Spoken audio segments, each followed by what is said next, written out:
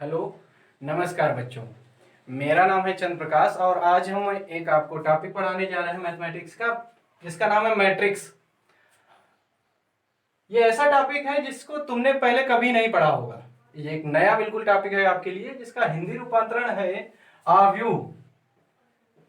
इसका हिंदी मतलब क्या है? आव्यूह। तो सबसे पहले तो हम ये देखेंगे कि आव्यूह को हम अपने आसपास कहाँ कहाँ देखते हैं या देखते आए हैं। तो जब भी हम मोबाइल खोलते हैं तो उसमें एक कुछ 9 डिजिट का ऐसा डॉट 9 डॉट बने रहते हैं और हम एक बहुत खूबसूरत सा उसमें पैटर्न डालते हैं ताकि चीजें लाक रहें। तो ये यहां पर हम आव्यूह को देखते हैं, इसकी संरचना को देखते हैं। और जितने भी आज तक हमने जैसे रिजल्ट रिपोर्ट कार्ड लिए हैं या डाटा को स्प्रेडशीट्स यानी जिनमें एक कॉलम जैसे दिए रहते हैं, उन डाटा को हमने पढ़ा है, तो वो भी कुछ स्ट्रक्चर लिए रहते हैं आव्यूह का। तो आव्यूह को जब डिफाइन किया जाता है तो ये कहा जाता है the arrangement of elements are functions. Mathematics में जब बात करेंगे तो फंक्शंस भी आएंगे। तो the arrangement of functions and elements in rectangular array called matrix. Definition एक बार तुम्हें ना भी याद हो तब भी कोई दिक्कत नहीं है, सिर्फ समझने मात्र के लिए है। हमें सिर्फ जोड़ना है चीजों को आसपास के एग्जांपल्स से। तो ये पैटर्न देखते हैं या हम तुम्हें कुछ डाटा देखते हैं, उनको कैसे मैट्रिक्स के फॉर्म में आप लिखेंगे। जैसे हमने आपको डाटा दिया कि आपके कोई मान लो 2 ब्रदर हैं या सिबलिंग्स हैं, भाई बहन हैं, एक्स और वाई, 2 भाई बहन हैं एक्स और वाई। तो एक्स के पास में जो पेन्स हैं वो 5 हैं और जो वाई के पास पेन्स हैं, नंबर ऑफ पेन्स हैं वो 6 हैं। अगर ये हमें रिकॉग्नाइज हो कि ये 2 एक्स और वाई के पास नंबर ऑफ पेन्स हैं, तो हम इसे अगर इस फॉर्म में लिखें 5 और 6 और लार्ज ब्रैकेट से इसे बंद कर दें, तो ये जो स्ट्रक्चर होगा, ये जो फॉर्मेशन होगा, ये का बोला जाएगा मैट्रिक्स।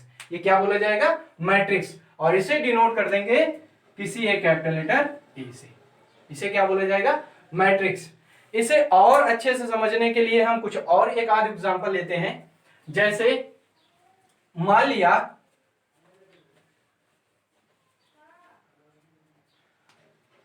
आप ही के क्लास के 2 कोई स्टूडेंट्स हैं जिनका नाम कुछ अजय है या और मोहन है। अजय और मोहन है और उनके 2 टेस्ट हुए हैं। मैथ्स का एक हुआ है टेस्ट और एक मान लिया इंग्लिश का टेस्ट हुआ है। और इन दोनों में जो मार्क्स ऑब्टेन किए हैं उन्होंने out of 20, 18 and 16, 20 out of 20 and 17। तो इन डाटा को अगर हम कुछ इस फॉर्म में लिखें तो ये मैट्रिक्स, इसे क्या बोला जाएगा? मैट्रिक्स। इसे बोलेंगे हम मैट्रिक्स। इनमें जो ये डाटा रहता है, इन डाटा को मैथमेटिक्स में बोलते हैं एलिमेंट्स। क्या बोला जाता है इन्हें? एलिमेंट्स। और ये इसे बोला जाता है, ये जो हॉरिजॉन्टल लाइंस होती हैं, क्षैतिज रेखाएं जो होती हैं, इन्हें बोलते हैं रो। और जो ऊर्ध्वाधर होता है हॉरिजॉन्टल, वर्टिकल जो रहती हैं, उन्हें बोलते हैं कॉलम। इन्हें क्या बोला जाता है? कॉलम, स्तंभ। इन्हें पंक्तियां बोलते हैं और इन्हें स्तंभ बोलते हैं। इसके बाद में आती है बात कि इनका ऑर्डर क्या होता है। इसमें एक वर्ड देखेंगे, order of the matrix. Order of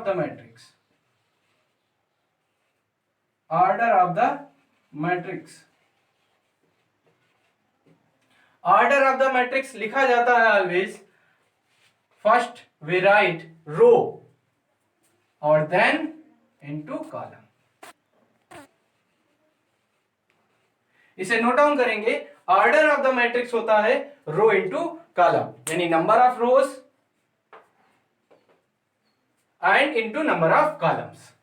तो ये बोला जाएगा order of the matrix, order of the matrix बोला जाएगा। तो अभी हमने लास्ट में बताया, हमने ऑर्डर ऑफ द मैट्रिक्स का क्या फॉर्मूला, रो इनटू कॉलम, यानी किसी भी अवयव की कोटि क्या होगी, रो इनटू कॉलम, रो इनटू कॉलम, पंक्ति गुणे स्तंभ।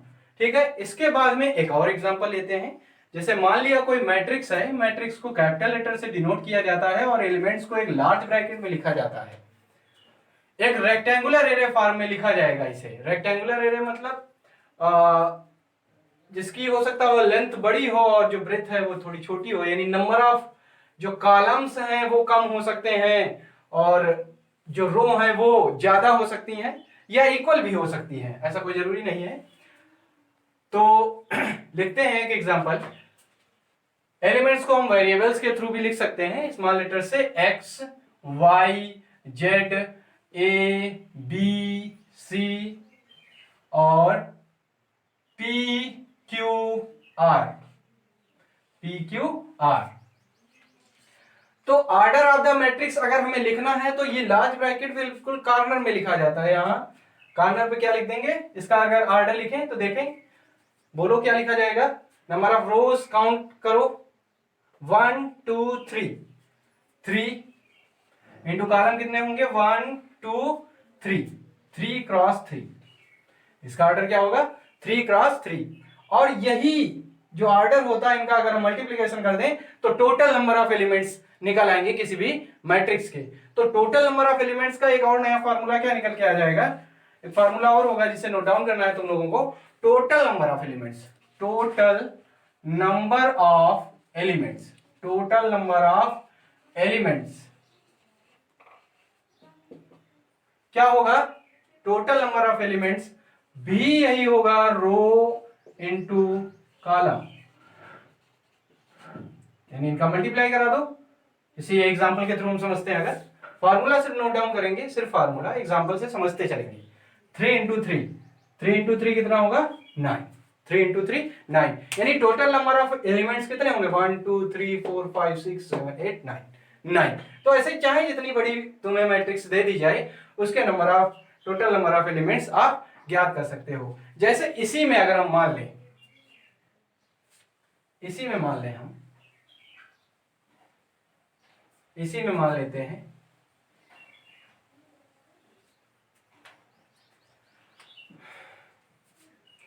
इसे ऐसे भी डिनोट कर सकते हैं। जैसे मान लो कोई सिंगल अगर एलिमेंट है, सिंगल एलिमेंट किसी में लिखना है तो ए आई जे क्या डिनोट कर सकते हैं, ए आई जे। आई क्या है, रो, नंबर ऑफ रो, इंटू जे क्या है, नंबर ऑफ कॉलम, क्या है, नंबर ऑफ कॉलम। आई क्या है, रो, और जे क्या है, नंबर ऑफ कॉलम। तो जैसे ये फर्स्ट रो में हम एलिमेंट्स लिखना चाहें तो क्या होगा, फर्स्ट रो में एलिमेंट्स होंगे, ए फर्स्ट रो है तो पहले रो, और जो कॉलम है वो कौन सा होगा, पहला कॉलम है। तो ए एक्स 1 इंटू 1, एक्स 1 इंटू 1। ऐसे ही अगला क्या होगा, एक्स 1 इंटू 2, 1 कामा 2, पास पास लिखेंगे बिल्कुल।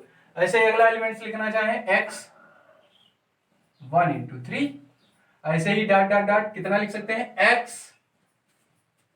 ऐसे ही आंसर आगे बनाना चाहें तो क्या लिख सकते हैं इसे हम, x 1 इंटू नंबर ऑफ रो मान लिया हमने, इसमें m है तो 1 इंटू एम लिखा जाएगा।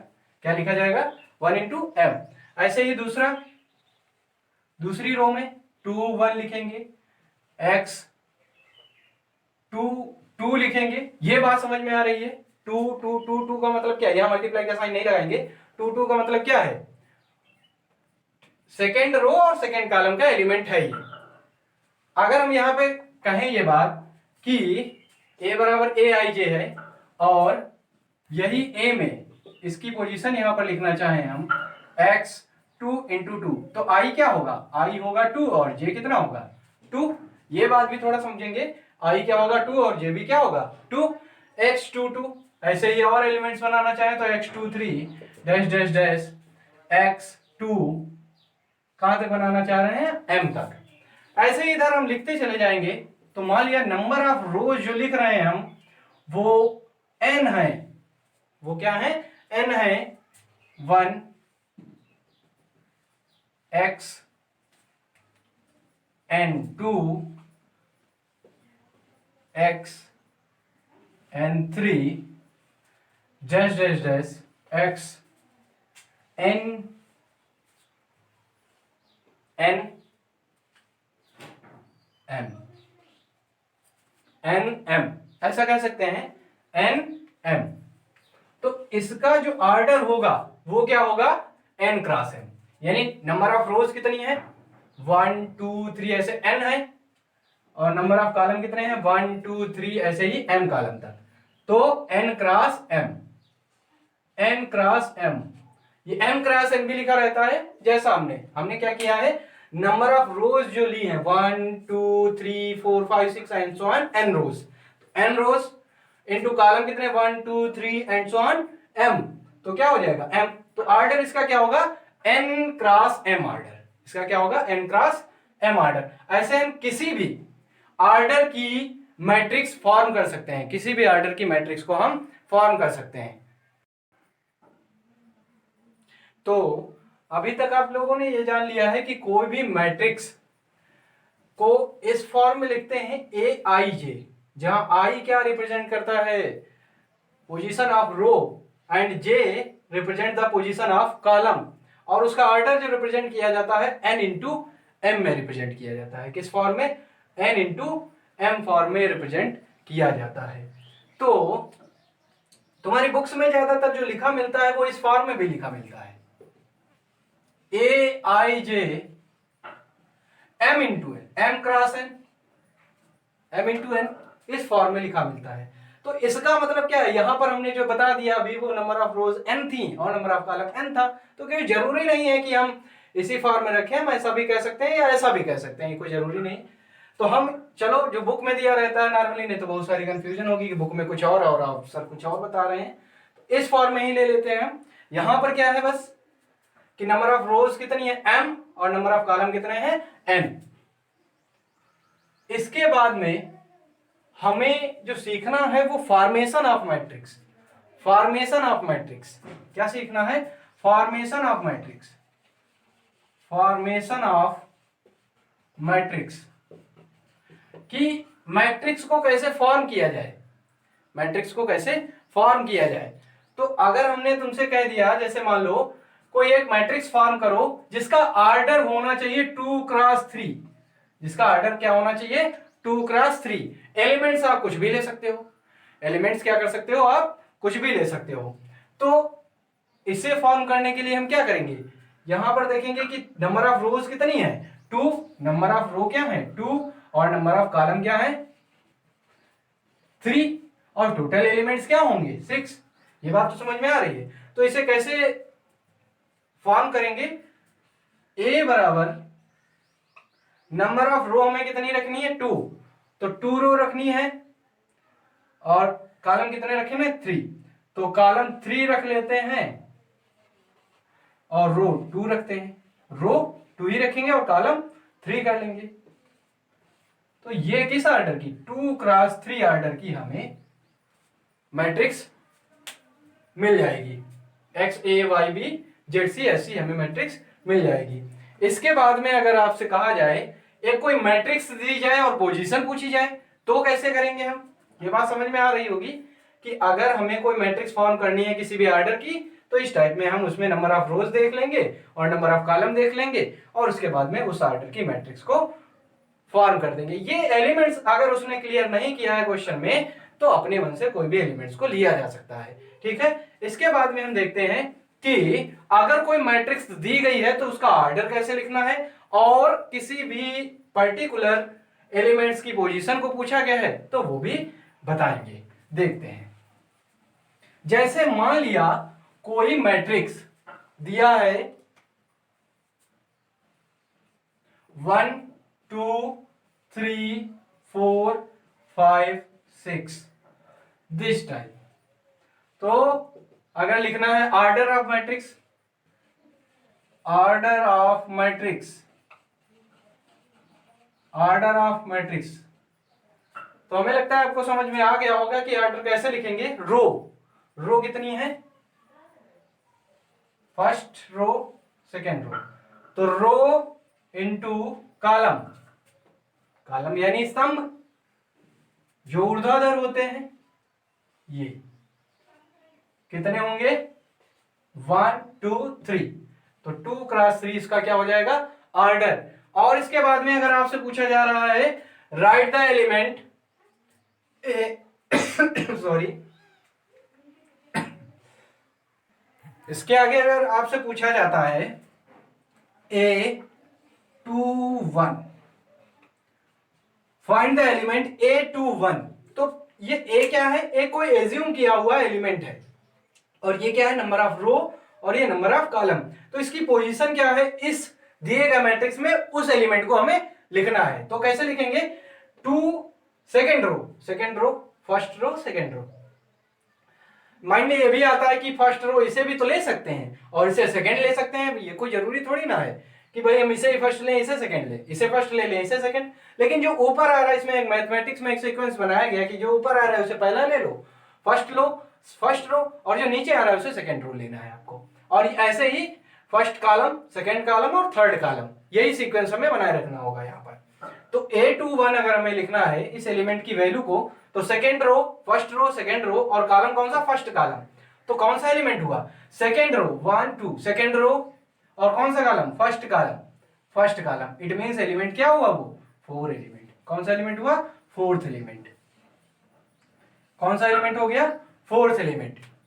ये बात समझ में आ गई होगी। और फोर्थ एलिमेंट इसके बाद में ऑर्डर हो गया और एलिमेंट को हमें बताना आ गया।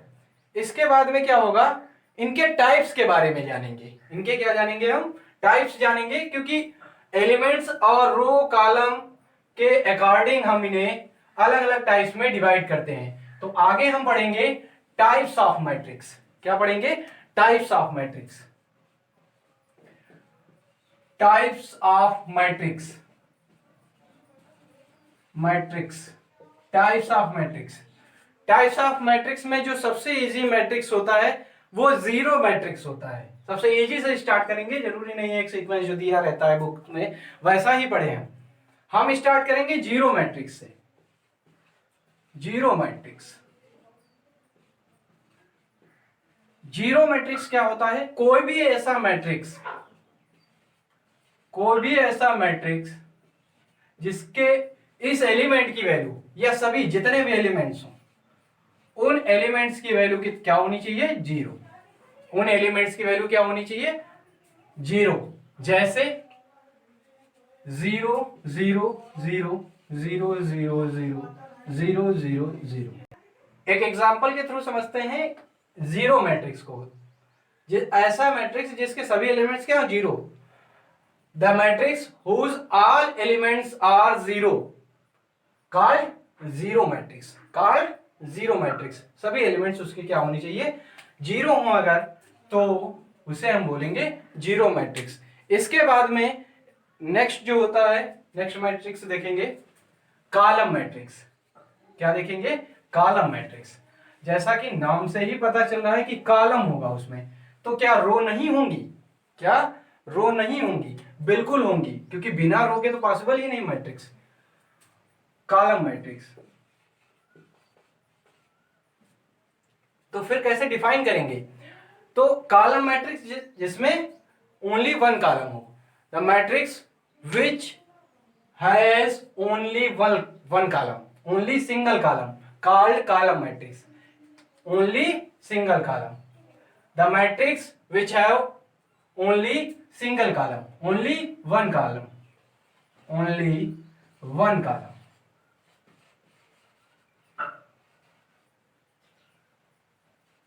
Only one column, called column matrix. क्या बोला जाएगा उसे, कॉलम मैट्रिक्स। इसे ऐसे भी समझ सकते हैं, सिंगल कॉलम होना चाहिए तो m क्रॉस 1, m क्रॉस, यानी नंबर ऑफ कॉलम कितना होना चाहिए 1। एक एग्जांपल देख लेते हैं 2 3 4। ये जो मैट्रिक्स होगा जिसमें रो तो 3 है 1 2 3, लेकिन कॉलम क्या है सिर्फ 1 है, तो ये हो जाएगा कॉलम मैट्रिक्स। इसके बाद अगर कॉलम है तो रो भी होगा, तो रो मैट्रिक्स में क्या होगा, समझ गए होगे। रो मैट्रिक्स में क्या होगा, रो मैट्रिक्स में the matrix which has only 1 रो, 1, यहां कॉलम की जगह क्या हो जाएगा रो। तो यहां पे जो मैट्रिक्स बनेगा, कोई सा भी मैट्रिक्स एज्यूम किया जाएगा, तो यहां पे नंबर ऑफ जो कॉलम रहेंगे वो तो डिफाइंड नहीं होंगे, डेफिनेट नहीं होंगे, निश्चित नहीं होंगे, लेकिन नंबर ऑफ रो जो होंगी यानी पंक्तियां जो है वो निश्चित होंगी, और वो क्या होंगी 1। ऑर्डर क्या हो जाएगा 1 क्रॉस n। इस ऑर्डर की जो मैट्रिक्स होगी वो रो मैट्रिक्स कही जाएगी। और इसका एग्जांपल क्या होगा, ये जो हमने वर्टिकल बनाया है इसे हॉरिजॉन्टल बना देंगे, यानी हो जाएगा दिस 2 3 4।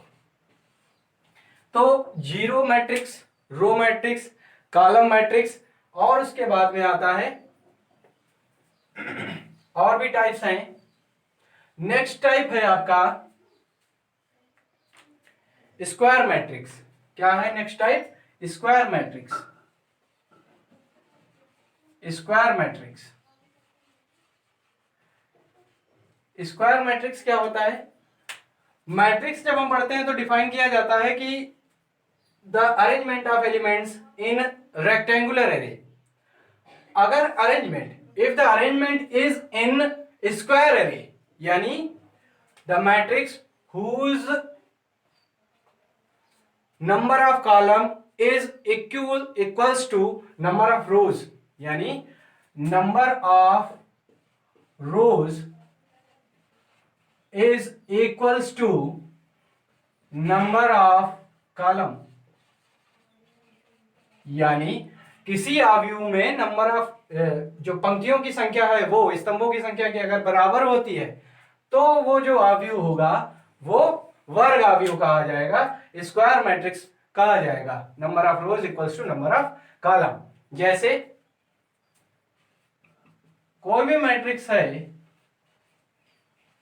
तो यहां पर जो उसका ऑर्डर होना चाहिए वो यहां n नहीं होगा, क्या होगा m ही होगा, यानी जितने नंबर ऑफ रोज हैं उतने ही नंबर ऑफ कॉलम होंगे, तो वो स्क्वायर मैट्रिक्स होगा। एक एग्जांपल के थ्रू इसे समझ सकते हैं हम 2 3 4 5, थोड़ा दूर बना लेते हैं, 4 5 6 7 8 8। ये जो मैट्रिक्स होगा ये स्क्वायर, जिसका ऑर्डर क्या है 3 क्रॉस 3, 3 क्रॉस 3, ये स्क्वायर मैट्रिक्स होगा। इसके बाद में अगला टॉपिक है तुम्हारे में, अगला जो टाइप है वो है स्केलर मैट्रिक्स। क्या है scalar matrix, scalar matrix. Scalar से पहले हम थोड़ा देखेंगे डायगोनल मैट्रिक्स को। डायगोनल मैट्रिक्स क्या होता है, इन मैट्रिक्स को जानने का तरीका उनके नाम में ही छिपा है। डायगोनल का मतलब क्या होता है, डायगोनल क्या होता है, जब किसी भी क्वाड्रिलेटरल में उसके वर्टेक्स को हम ज्वाइन कर देते हैं तो जो फॉर्म होता है, जो लाइन होती है, उसे क्या बोलते हैं डायगोनल। जैसे मान लो ये कोई स्क्वायर है और इसमें ये इन वर्टेक्स को अगर हम ज्वाइन कर लेते हैं तो ये क्या बोले जाते हैं डायगोनल। तो इसमें भी ऐसा ही कुछ होता है।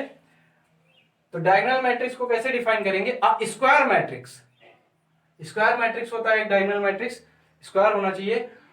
Square matrix in which diagonal elements, in which non-diagonal elements are zero.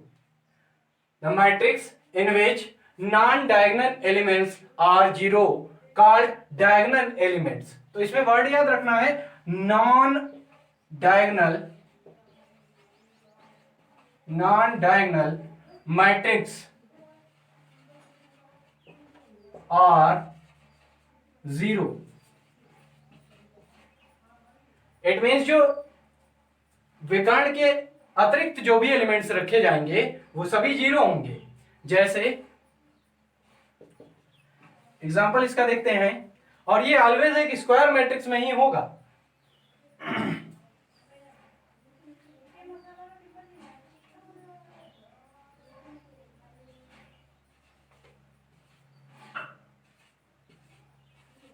ऐसे ऐसे, इन्हें क्या बोलेंगे? Diagonal matrix. इसके बाद आगे आता है स्केलर मैट्रिक्स। इसके बाद आता है स्केलर मैट्रिक्स। स्केलर मैट्रिक्स क्या होगा? Scalar matrix. स्केलर वर्ड पहले फिजिक्स में तुमने सुना होगा, अदिश, जिसमें कोई दिशा ना हो, लेकिन मैग्नीट्यूड तो होगा ही। तो इसमें मैग्नीट्यूड क्या होगा? ये जो डायगोनल वही रहेगा, not a diagonal matrix in which non-diagonal elements are zero and diagonal elements have same element. diagonal have same elements. जैसे ये अगर 3 है तो ये भी 3 और ये भी 3 हो, तो इसे क्या बोलेंगे हम? एक स्केलर मैट्रिक्स बोलेंगे। और ये एक डायगोनल मैट्रिक्स भी होगा, ये डायगोनल मैट्रिक्स भी है, और चूंकि एलिमेंट सेम है इसीलिए क्या होगा? Scalar matrix. इसी से रिलेटेड अगला मैट्रिक्स आता है आइडेंटिटी मैट्रिक्स, जिसका यूज सबसे ज्यादा होना है, इसी का यूज होना है आइडेंटिटी मैट्रिक्स।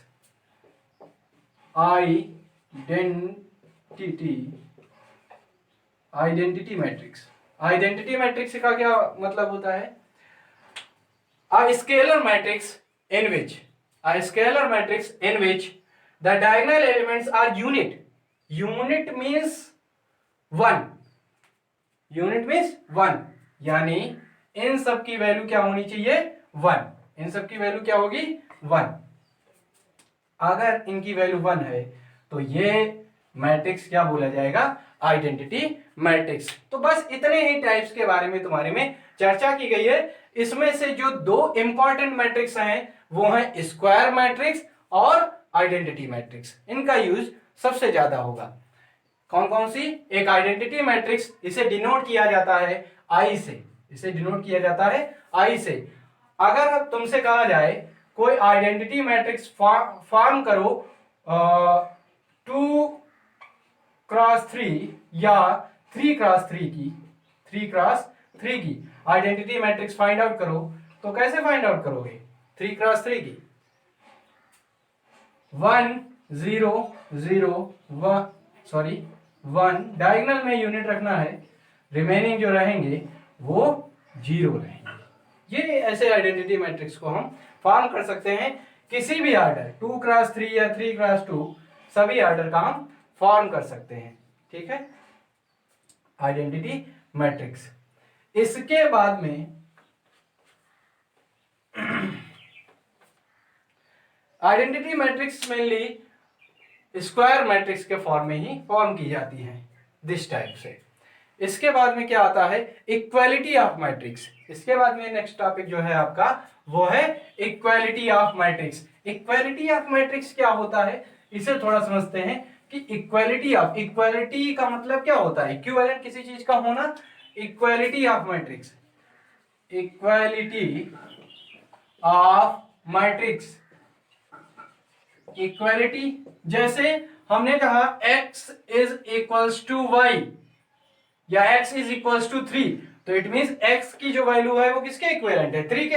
अगर हम इधर मैट्रिक्स का साइन लगा दें तो ये इक्वालिटी ऑफ मैट्रिक्स बन जाएगा, जहां x इक्वल्स टू क्या होगा? 3। ऐसे ही अगर हम कहें कि x 3 2 y, ये मैट्रिक्स इक्वल है 1 3 2 4 के, तो ये इक्वल तो तभी हो सकता है जब x, और पूछा जाए एक्स वाई की वैल्यू फाइंड आउट करो।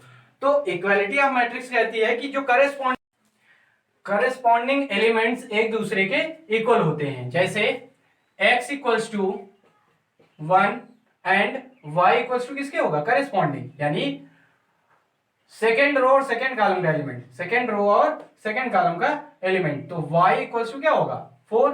इसी को और अगर हमें आगे टफ बनाना रहेगा तो थोड़ा और इसमें ऐड कर देते हैं, x प्लस 2 इसे कर देते हैं और इसे y प्लस 3 कर देते हैं, तो क्या हो जाएगा? x प्लस 3 यहाँ पे हो जाएगा, और यहाँ वैल्यू x इक्वल्स टू क्या हो जाएगी? 1 माइनस 3 इट मीन्स माइनस 2, और y प्लस 3 इक्वल्स टू 4, यानी y यहाँ से क्या आ जाएगा? y यहाँ से इसको ट्रांसफर करो उधर, 4 माइनस 3 इट मीन्स 1। ऐसा कुछ इक्वालिटी ऑफ मैट्रिक्स कहती है।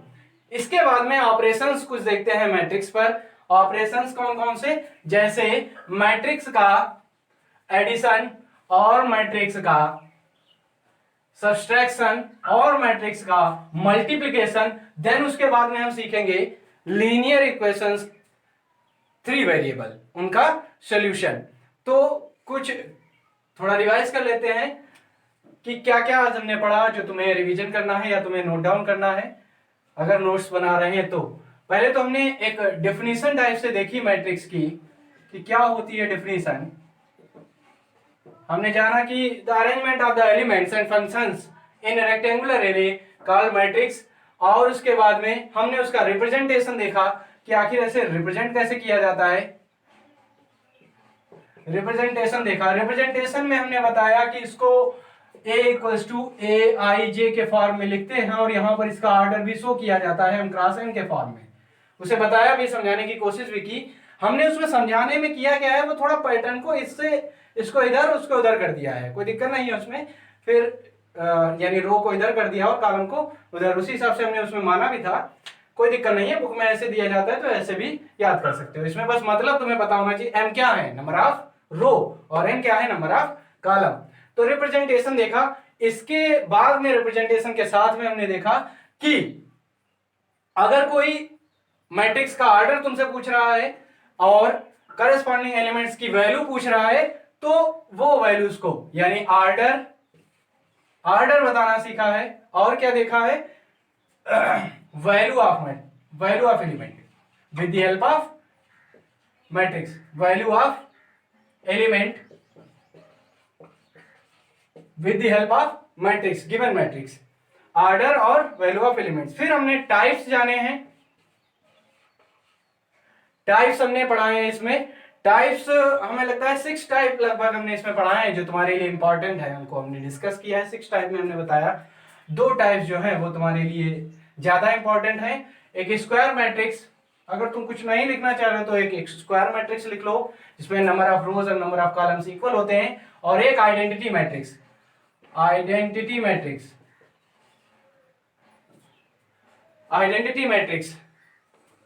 a scalar matrix whose diagonal elements are unit, it means 1। ये 2 स्क्वायर और आइडेंटिटी मैट्रिक्स तुम्हें लिख लेने हैं, नोट डाउन कर लेने हैं और अच्छे से इन्हें प्रिपेयर कर लेना है। और इसके बाद में टाइप्स के बाद में हमने इक्वालिटी को पढ़ा। इक्वालिटी में हमने एक्स वाई की वैल्यूज को जानने की कोशिश की। अब हम आगे इनके नेक्स्ट वीडियो में पढ़ेंगे इनके ऑपरेशंस, इनका एडिशन, सब्सट्रैक्शन और मल्टीप्लिकेशन। Thank you.